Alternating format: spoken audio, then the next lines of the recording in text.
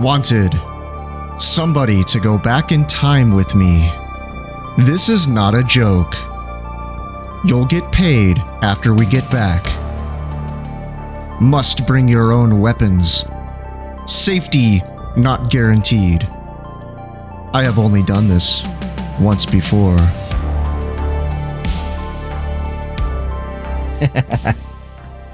Welcome back to episode 30 of Super Mystery Bros, the podcast that does all the thinking so that you don't have to.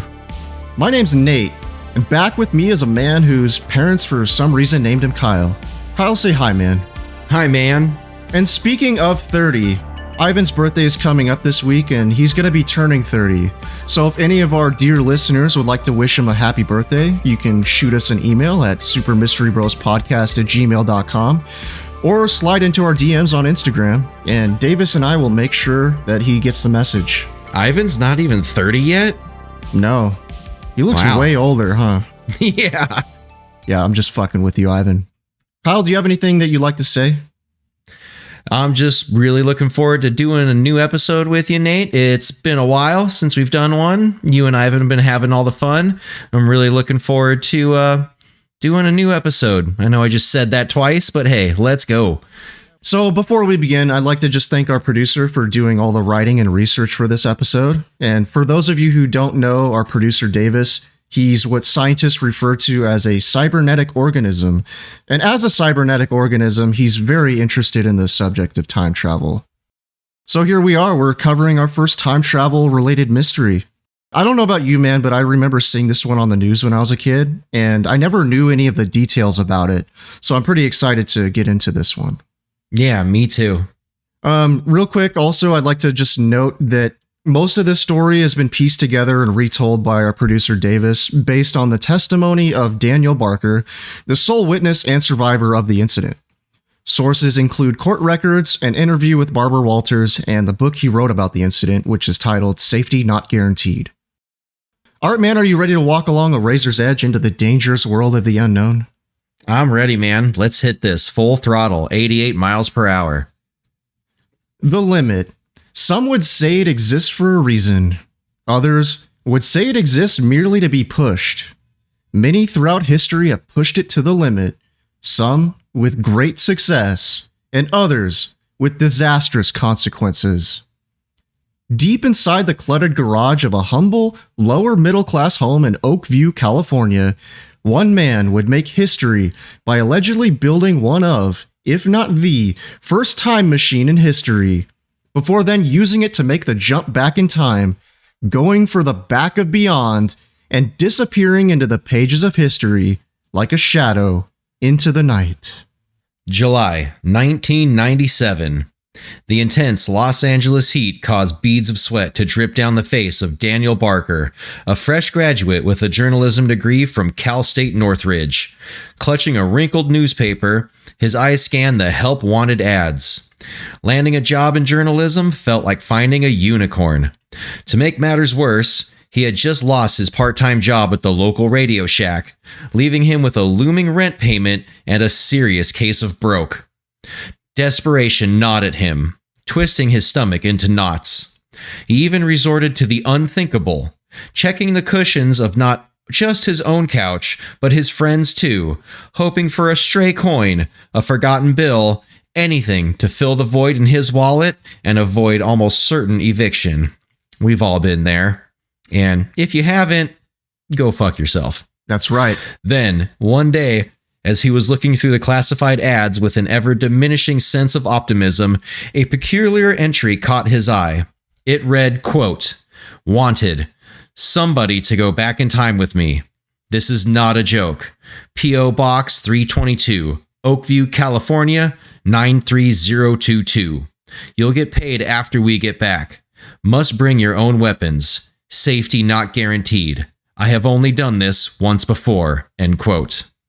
Daniel got a real kick out of it. This was just the sort of goofy nonsense he needed to lift his spirits, even if just for a moment. Quote, "I saw this ad in the newspaper, and I was like, no way. This person's gotta be joking. But I was intrigued, and I couldn't stop thinking and wondering who the person behind it might be, end quote, Daniel said during an interview with the late Barbara Walters in 1999. After a few moments of giggling like a naive schoolgirl, a light bulb went off in his head. Perhaps inquiring about this gig and even meeting and interviewing the person behind the ad could help him build his journalism resume and lead him toward more steady work in his field. All right, so let's break this down for a moment. So this guy, Daniel Barker, he's looking through the classified section in his local newspaper, and he sees this ad where somebody's looking for somebody to go back in time with them. Must bring your own weapons, safety not guaranteed. So he gets intrigued, and he decides that, hey, this could lead me to bigger things because I've got this journalism degree that I can't use because I don't have any experience. So he wants to go and, Yeah, he finds himself in the classic fresh college grad conundrum in which he just spent at least 4 years of his life and who knows how many dollars getting a degree. And then he gets out of college with his lame temporary job at Radio Shack and can't find any work to pay off all this student debt that he just got a specific degree in. Yeah. So anyway, moving on here. Curious and compelled because he was curious, Daniel wrote to the P.O Box to express interest in joining this person in their trip back in time. Quote, I wrote a letter to this P.O Box basically saying that I'd seen the ad and I was interested in going back in time with them, and I also attached a copy of my resume with my phone number on it and asked him to contact me so that I could get some more details about the gig, end quote, Daniel told Barbara Walters. A week crawled by, and the peculiar ad began to fade in Daniel's mind. No reply, no phone call, nothing. It reeked of a prankster with more cash than sense. So back to the daily grind of the classifieds he went. Odd jobs for the neighbors and frequent trips to the pawn shop became his new routine, a meager but honest way to keep the roof over his head. The nearby streetlights cast a gentle orange glow through Daniel's window on an ordinary Tuesday night just before midnight, and Daniel was lying in bed fast asleep. Over a week had passed since his response to the strange ad, and suddenly, the shrill barking of the cordless phone pierced the silence of his shitty apartment. Stumbling around the darkness of the room, he grabbed the phone and answered it. A stern voice then boomed from the receiver. Daniel Barker? Jolted fully awake, Daniel mumbled a nervous confirmation. The voice, laced with paranoia, launched into a rapid-fire interrogation. Are you with the feds? Any government affiliation? Daniel stammered a denial. No, who's this? Skepticism crackled on the other end, but eventually the voice softened. Quote, listen and listen well, because I'm only going to say this once. If you want to go back in time with me, be at the baseball field in Oakview at the corner of Santa Ana and Prospect on Friday the 25th of July at 7 p.m. sharp. Payment will be $500 cash after we get back, end quote. The caller immediately hung up, leaving Daniel wide-eyed in the darkness. He recounted the bizarre encounter later, voice tinged with disbelief to Barbara Walters on national television. The cryptic job offer, the late-night call, the baseball field rendezvous, it was all stranger than fiction. Anxiety and a tremor of excitement warred within Daniel. Sleep was a distant prospect as his mind replayed the phone call, a bizarre mix of intrigue and paranoia. 50 miles stretched between his Canoga Park apartment and the baseball field in Oakview. Was it a fool's errand? A mindless ruse by some late-night prankster? Probably. But even a dead end held a faint glimmer of hope. A story, perhaps. A bizarre encounter he could turn into a freelance article, a spark to ignite his stagnant job hunt. A strange meeting just before sunset might be a long shot, but it was a shot nonetheless. So on Friday, July 25th, 1997, Daniel set off sometime in the late afternoon hours in his bronze-colored 1986 Hyundai Excel up the 101 freeway, headed toward Oakview, a town he wasn't familiar with. He even had to stop at a local 7-Eleven to ask for directions. Quote, I was nervous, but I knew if I wanted to make it in journalism, I'd have to put myself into situations that were out of my comfort zone, end quote, Daniel told Barbara Walters. Daniel finally pulled up to the corner of Santa Ana Boulevard and Prospect Street shortly before 7 p.m., where a Little League game was in full swing. Standing at the corner, next to a telephone pole, was a tall, slender man with a white, sleeveless t-shirt tucked into his blue jeans, with dirty blonde hair fashioned into a mullet. The two made eye contact as Daniel parked. Quote, "My first impression of the guy was that he looked like he'd just woken up from a coma he'd been in for the last 10 years. He had a sleeveless Def Leppard t-shirt and he was wearing jeans that were ripped at the knees, and he had this carefully styled flat top mullet haircut. I thought there's no way this guy knew anything about time travel, but I'd already come this far," end quote. Daniel later told Barbara Walters. Daniel hopped out of his car with a nervous smile. He extended his hand toward the man. Quote, "Hey, you must be the guy from the ad," end quote. The man chuckled, a dry, humorless sound. Quote, "The one and only. Name's Stuart Fisher, but everyone calls me Stu," end quote. He lived just a couple of blocks over on Burnham Road. Conversation flowed, revealing a 27-year-old Stuart, a college dropout some might call brilliant, but undeniably underachieving. Former classmates of his have described him as somewhat of a savant, and although undiagnosed, probably with some form of high-functioning autism. For years, he toiled away in his garage doing God knows what, his project completely shrouded in secrecy. Daniel, unable to contain his curiosity, pressed Stu about the time travel, but Stu remained enigmatic, muttering something about quote-unquote unfinished business. Apparently, this wasn't his first trip. He explained that on his prior attempt, he had intended to only jump 10 years into the past, but he had spilled some Dr. Pepper on the keypad, which caused his zero key to become sticky, and instead of jumping only 10 years into the past, he was blasted a staggering 100 million years into the past, and that it was a quote-unquote miracle that he was even able to make it back alive. Daniel struggled to stifle a laugh, but Stu's face held an unwavering seriousness. Quote, "Listen, man, this is serious business. If you plan on coming back from 1987 in one piece, you better keep your head or you'll be finished," end quote. The two conversed for a few moments before Stu invited Daniel back to his house. He explained that it was a short distance away on Burnham Road. So, Kyle, I understand that you are vaguely familiar with this area. Can you describe it for us? Yeah, so where they met up at the ballpark is your typical Southern California looking area. You know, the houses are kind of small, kind of crammed together, right? But they take the short trip across the bridge, across Devil's Gulch into Stu's neighborhood on Burnham Road, and there's farm area not too far behind. So the houses, while they're still kind of old, small, run down, the lot sizes are a lot bigger, you know, so you have a lot more room, detached garage, longer driveways, etc. Other than that, nothing really stands out about these neighborhoods. Yeah, I wouldn't even call it rural or even semi-rural. It's just kind of like as small of a town as you can get in Southern California. Yeah. Their conversation crackled with a mix of curiosity and apprehension.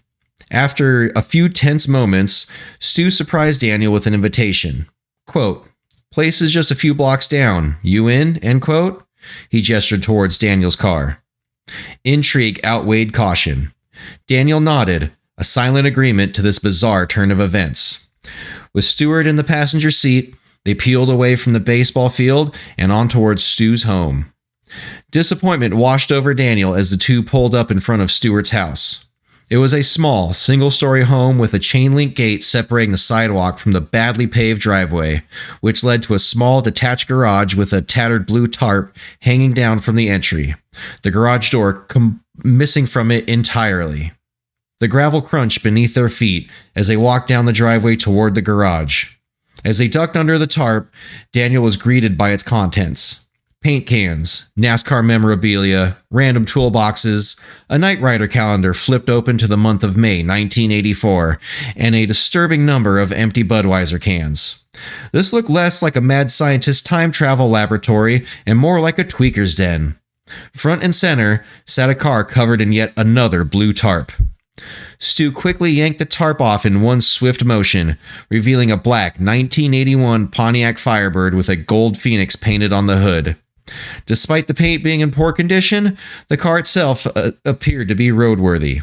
Still, she was an unmistakable symbol of 1980s American muscle. Can you describe what a 1981 Firebird is or what it looks like? Because I'm kind of unfamiliar with one.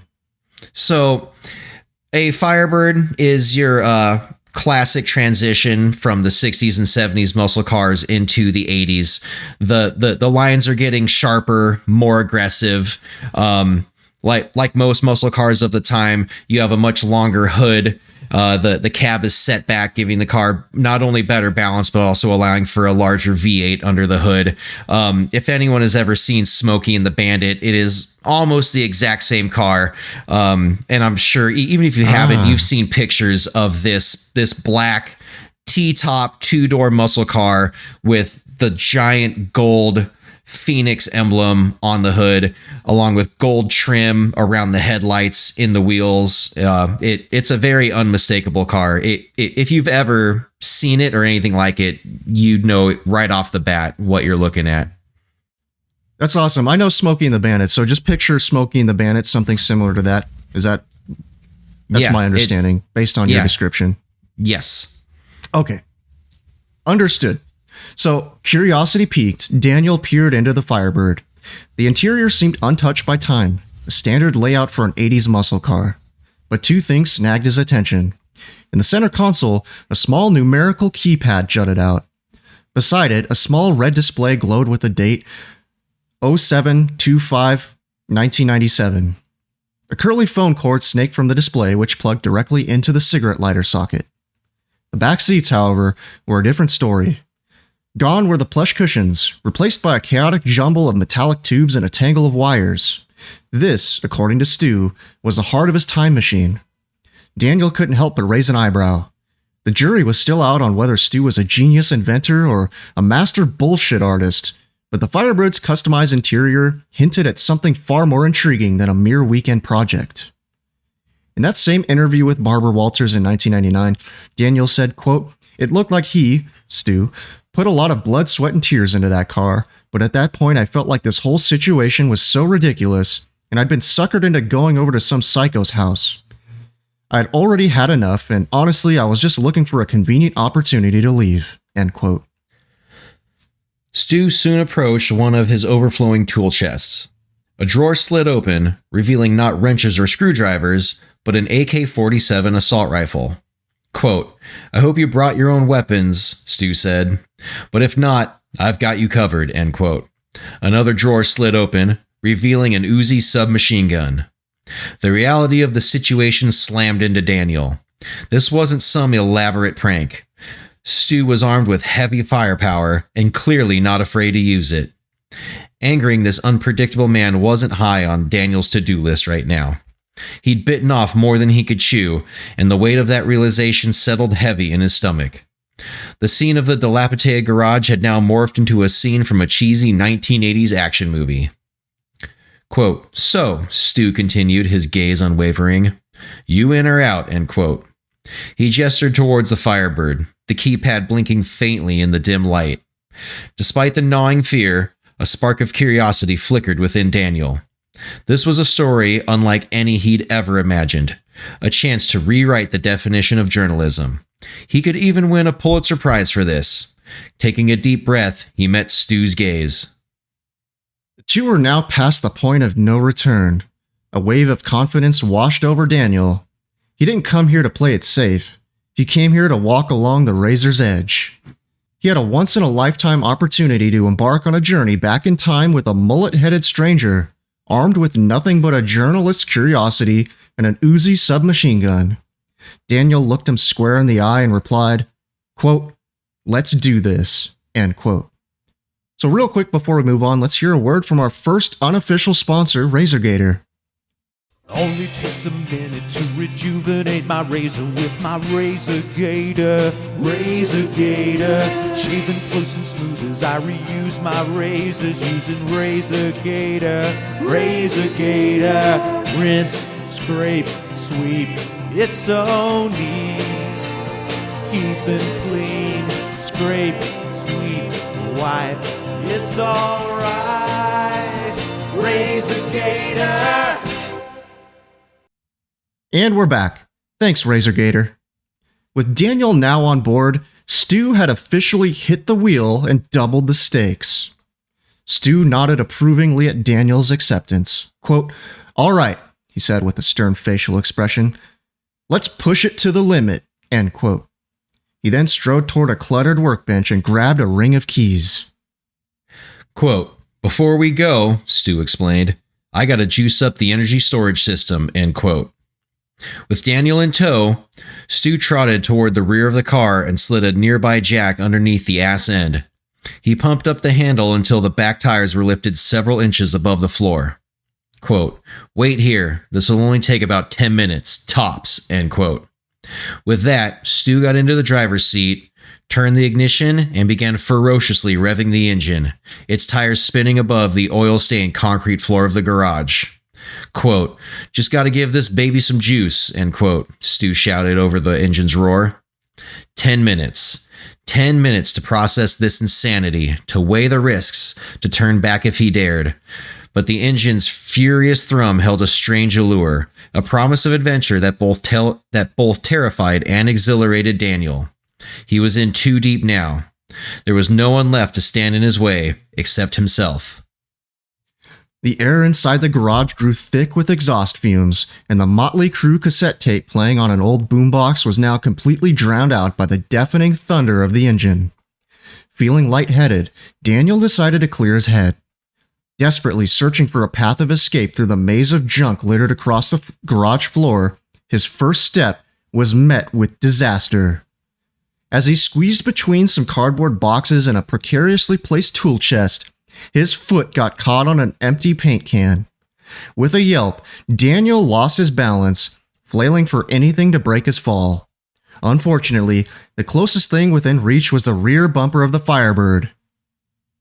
As he made contact with the rear bumper and then the concrete floor of the garage, he was shocked and horrified by what he saw next.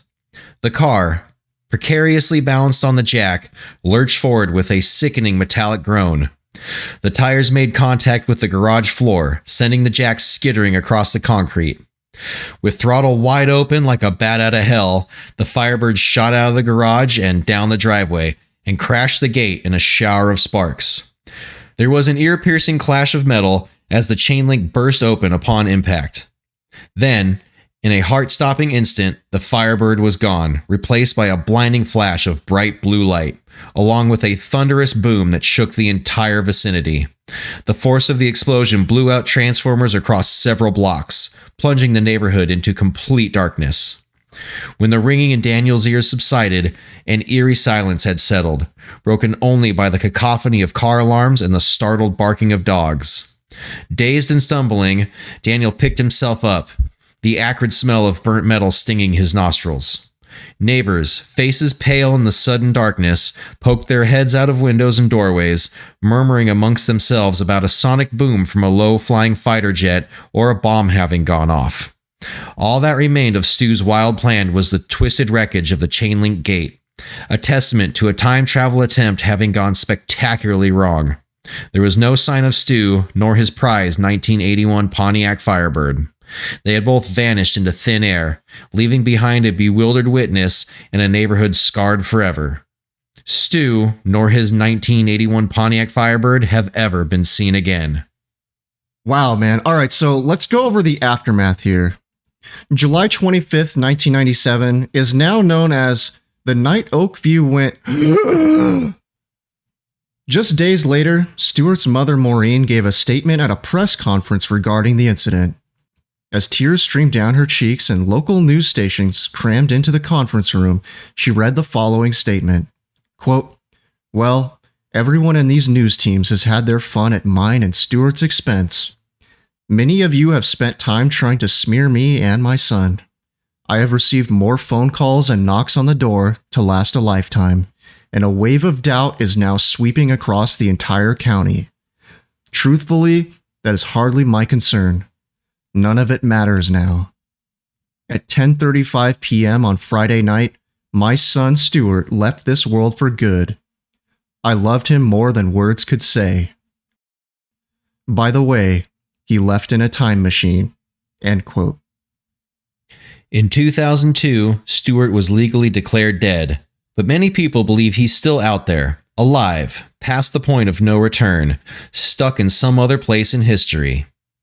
In 2005, the FDA created the Combat Methamphetamine Epidemic Act, which banned over-the-counter sales of cold medicines that included the ingredient pseudoephedrine, requiring them to be sold behind the counter. The act also required consumers to present a photo identification and for stores to keep records of purchasers for at least 2 years. The law limits the amount an individual can purchase in a 30-day period. Wow, man. All right, so let's go over some of the evidence that he made it and then some of the evidence that he died.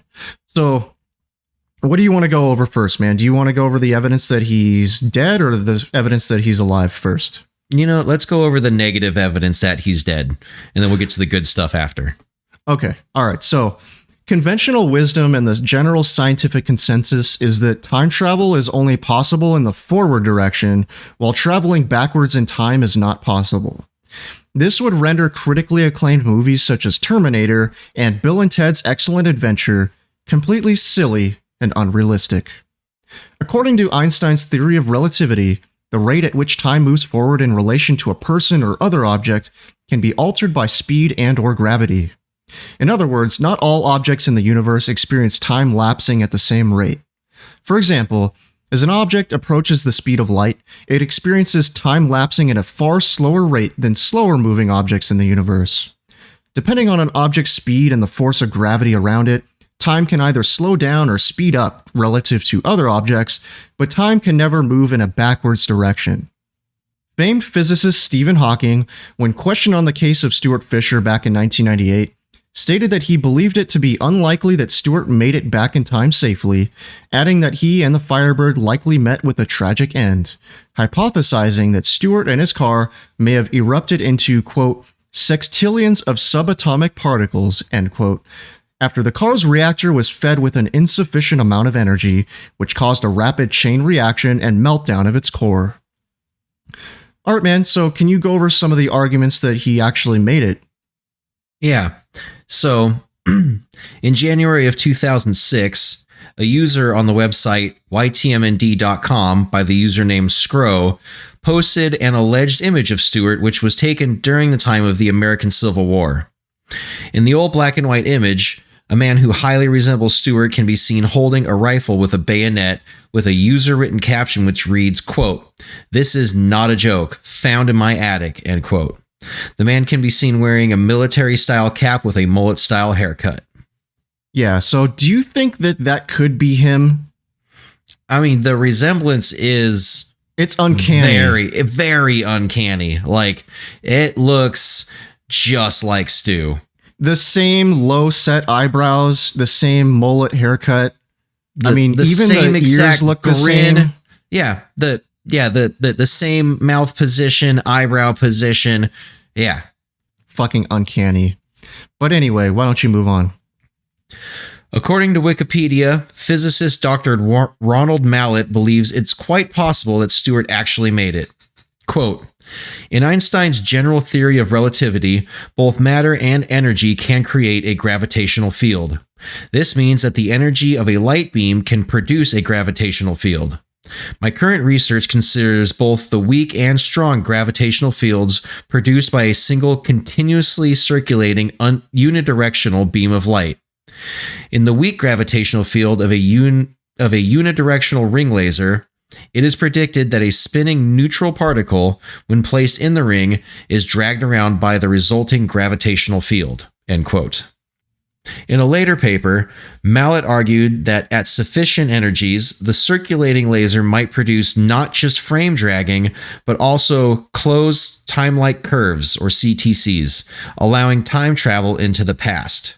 Quote, "For the strong gravitational field of a circulating cylinder of light, I have found new exact solutions of the Einstein field equations for the exterior and interior gravitational fields of the light cylinder.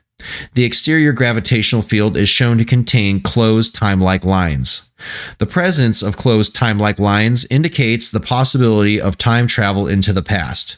This creates the foundation for a time machine based on a circulating cylinder of light," end quote.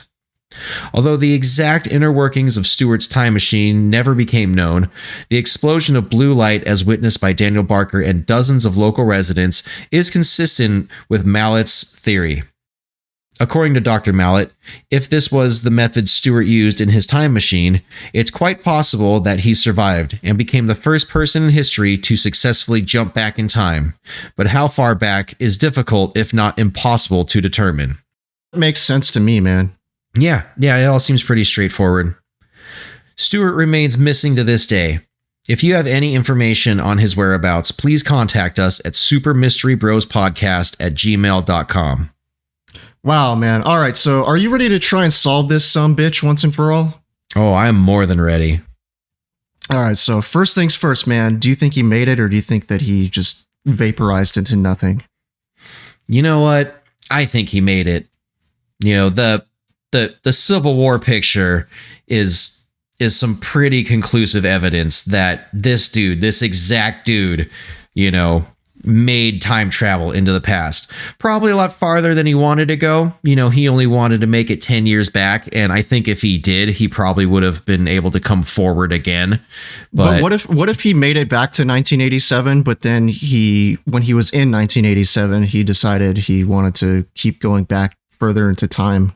That was kind of what I was thinking. That is a distinct possibility. It's really hard to tell what goes on in the mind of a super genius capable of making a time machine out of an 81 Firebird. I actually do. I actually think that photograph is him.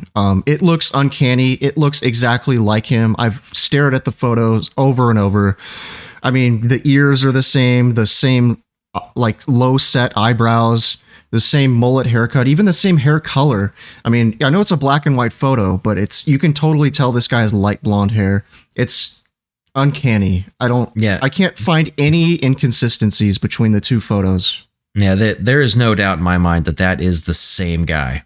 Yeah. All right. Anyway, so if you could go back in time to any point in history, where would you go and what would you do? You know, I think I would go back to society's most recent catastrophe, everyone's favorite month and year of March 2020. And I would not put my house up for sale right at that moment. I would wait 2 or 3 more years, get a few more bucks out of it. That was a fucking bad move, man. Yes, it was. You know what? I would go back to 2010 and buy a shitload of Bitcoin. That's what I would do if I had a time machine. Well, that would definitely scrounge up some more scratch than me waiting to sell my house a couple more years. I think that would be a better place in time to go. Yeah, take me with you. Yeah. Well, there's also a few other points in time I'd like to go back to. I mean, I'd like to go back to somewhere between like 2004 to 2006 and just fucking start over from that point with the knowledge that I have now. But I don't think that time travel works that way. I think I would go back there as my old self, and I wouldn't be able to start my life over. Yeah, you'd still be just another teenager stuck in high school. Yeah. What weapons would you bring? I would bring probably a 22 and a machete. I mean, it really depends on what 22. Why would you bring a 22? Well, so I think it all depends on what you plan on getting into, right? You know, Stu obviously plan on getting into some shit. Hence an AK and an Uzi, right? Full auto weapons, you know, meant to really lay down the lead, you know. Now, since I have no idea why he's going back, I'm just picturing myself going back just to see if I can. And so you don't know what you're going to run into. So I think a 22 and a machete are the most decent, realistic things for not only survival, but also for hunting and self-defense.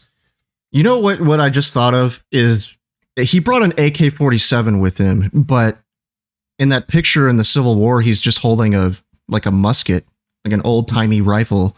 It's like wondering what happened to his AK. Well, he probably used it for what he needed to use it for and then ran out of ammo. Yeah. You know, because you can get more AK ammo in 1987, but not in the Civil War. Yeah, that's a good point. Yeah, for me, man, it would kind of depend on the exact time where I was going, like you said. Like if I was going back to the dinosaur times, I'd I'd have to at least bring some RPGs or some kind of 50 cal machine gun. But if we're talking somewhere where humans are the only threat, I'd probably just bring, one of those, the M16 rifle that he had in Scarface. Yeah. The one with the grenade launcher on it, the M203. Yeah. That's the one I would bring, man. That thing's sexy. It is sexy, and it'll get jobs done. It'll get all kinds of jobs done. When you absolutely need to kill every motherfucker in the room, that's the one I would bring. I think that quote is for the AK-47. That's true, but I'm going to use it for the M203 M16. When you need to kill every motherfucker in the room and destroy every car in the driveway. All right, we'll go with that. So, yeah, what lessons do you think we can learn from this event? Don't build your own time machine would be a good one for starters. Or don't answer ads in the paper for random strangers wanting to travel back in time.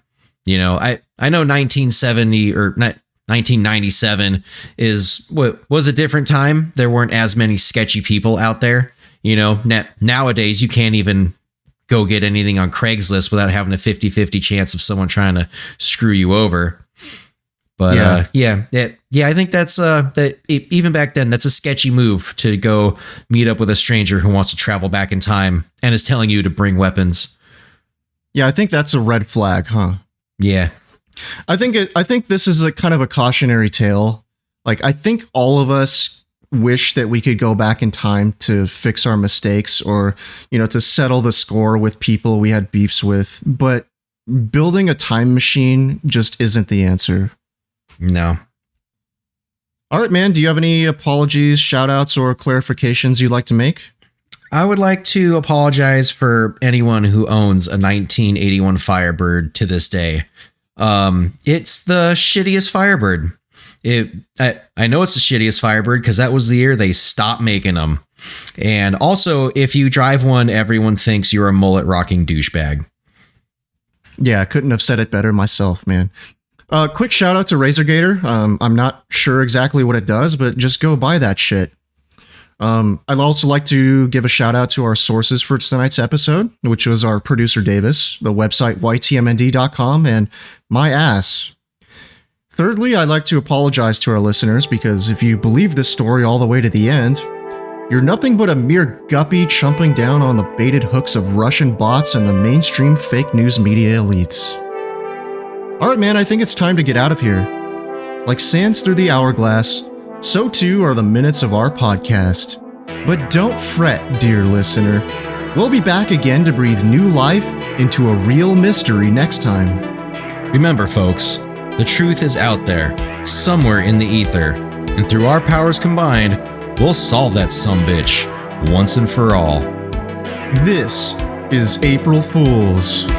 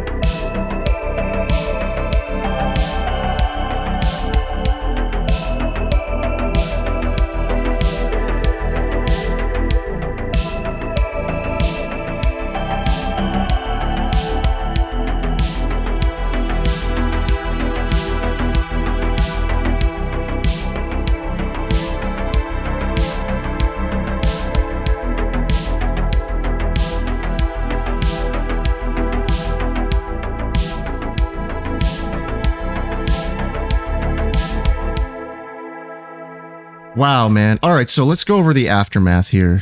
July 25th, 1997 is now known as the night Oakview went...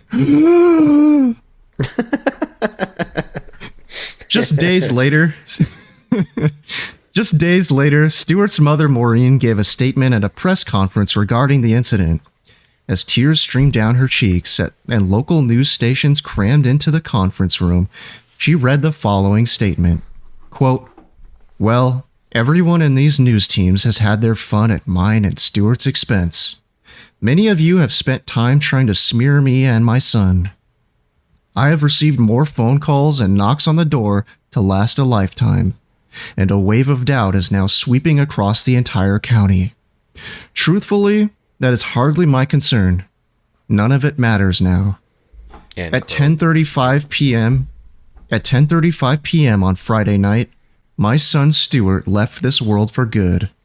I loved him more than words could say. By the way, he left in a time machine. And That's a little ridiculous at the end there. By the way, he left in a time machine. I'm glad we're getting the laughs out now. yeah. In 2005, the FDA created the Combat Methamphetamine Epidemic Act. or CME for short.